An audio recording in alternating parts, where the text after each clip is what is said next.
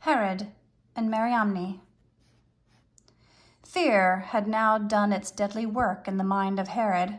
Horrible moans and screams went echoing through his palace in Jerusalem the year after Cleopatra died, heartbroken cries for his dead Mariamne. Beset with demons, he was said to be, possessed by those evil spirits that caused all forms of illness. The head physician, for all his potions and strange remedies of black spiders or Egyptian mummy powder, could not cast the devils out. Through the chamber door, Herod could be seen tossing on his couch, as if wrestling with demons, wide-eyed and feverish, and screaming for Mariamne. Believing that he could see her coming, he stretched his arms to her, but the shadow vanished. Again he saw her. Again he tried to reach her, but his arms were empty. "Mariamne!" he screamed. "Mariamne!" And there was only silence. Why did he make no sound? Why could he not move? He must be dead, and Mariamne was alive. He saw her now, standing above him, bending toward him, holding a cup of poisoned wine.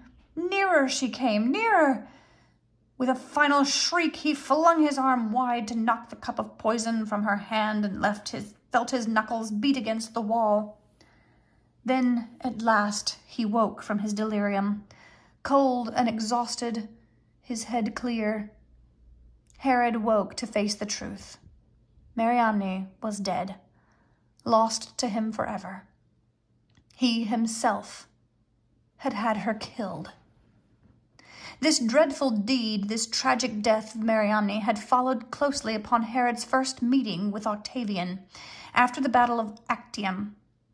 Upon hearing of Antony's defeat, Herod had wasted no time before presenting himself to his new overlord. As soon as he learned that Octavian was on his way to Egypt, he had set forth to meet him on the island of Samos. He had feared, however, to go so far and leave Mariamne behind in Jerusalem. What if some other man made love to her while he was gone? What if he were killed? What if he did not return at all, and she would become the wife of another? The very idea sent the wild blood pounding in his throat, and he contrived a mad scheme to prevent it. "The queen must not be allowed to live," he said, taking his chamberlain aside. "If I do not return, she is to die also. But she must never suspect it. You understand? The queen must not suspect it." Searching the man's face and seeing no reason to distrust him, Herod had set forth on his uncertain mission. 9 years had now passed since Herod had been crowned in Rome, but from his recollection of the younger man, Herod judged that Caesar Octavian, as he now called himself, was one with whom plain facts and simple bearing would be most effective. Therefore, before entering the presence of this all-powerful Roman, who could now make or ruin him, Herod had removed his crown and all of his royal ornaments. He had then stated his case briefly, with the result that when he left, not only was his crown secure, but his kingdom had been greatly enlarged. Octavian had recognized in Herod the kind of strong, capable king that Rome needed to protect the border against Parthia. So he had restored to him all the lands which Antony had given to Cleopatra, and added much more territory. Proud and exultant, Herod rode back to Jerusalem, eager above all else to report his success and share his triumph with his beloved queen. He found Mariamne as he had left her, alone with her children, locked in a fortress, under guard, safe, but greatly changed. Cold and disinterested, she turned away and had no word for him. When he had tried to touch her, she shrank away in horror. Herod saw at once that Mariamne had learned of his plot to have her killed if he did not return. Then came the ugly thought. How had Mariamne teased the secret from his disloyal chamberlain? Herod's mean-minded sister now fed his fears and suspicions. Glad to get even with Mariamne, whom she hated for her haughty manner, The evil girl hinted of secret meetings between the queen and the chamberlain. She suggested that it was no longer safe for Herod to trust Mariamne to pour his wine for him, as had been his habit. To prove it, she bribed a servant to help her carry out a devilish plot.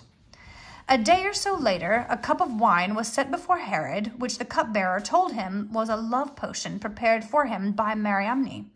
He advised the king, however, to test its effect first on someone else. A prisoner, condemned to die, was sent for. Given the wine to drink, the man fell dead of poison. Terrified, Herod sent for Mariamne, begged her to deny her guilt. Mariamne, white with anger at being accused of such a crime, refused to speak. Nor did she deign to utter a word in her own defense when later she was brought to trial. In proud silence she stood and heard herself condemned to death. Herod had no heart to order the sentence carried out. For weeks he kept sending messages of love to her prison cell, pleading with her to say that she was innocent. He paced the palace halls, waiting for a single word from her which never came. Outside in the streets could be heard the harsh, shrill voices of the Jewish people, an angry mob, furious at the unjust treatment of this Maccabean princess. "Maccabeans," stormed Herod. "Maccabeans! Always these Maccabeans! Would he never be rid of them? Must he kill them all? Young Astrobulus was dead, old Hyrcanus, the boy and the old priest, both of them. He had them both killed. Wasn't that enough? Must he kill all the Maccabeans to be free of fear? If so, he would wipe out the whole family, root and branch. Then perhaps the rebellious Jewish people would settle down. Then perhaps they would be terrified into silence and let him be king in peace." So Mariamne had been sent to her death on the scaffold, and others suspected enemies wiped out. No sooner had Mariamne been beheaded than Herod had gone mad with grief. In time, the demons and evil spirits left his tormented body, but his mind was poisoned forever. Never again was Herod to be free of fear.